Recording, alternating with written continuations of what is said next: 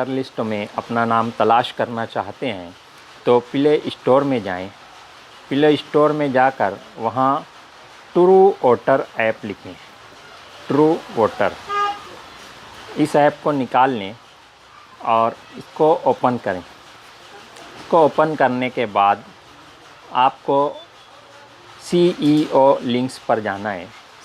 यहाँ पर search in CEO voter list, इसमें जाने के बाद आप यहाँ नाम से भी अपना नाम सर्च कर सकते हैं। इसी तरह ID कार्ड के ज़रिए भी। ID कार्ड पर आप जब क्लिक करेंगे तो वहाँ पे चूज़ डिस्ट्रिक्ट आएगा, अपना डिस्ट्रिक्ट चुनें। हमारा डिस्ट्रिक्ट जो है नासिक है। उसके बाद अपना जो भी शनाख्ती कार्ड नंबर है GSZ 24 62 737 या जो भी, और उसके बाद यहाँ पे कुछ हिसाब दिया हुआ है वो आप जमा कर दें। 127 जमा 60, ये 187 होता है। इसको क्लिक करने के बाद सर्च कर दें। यहाँ पे नाम आ जाएगा।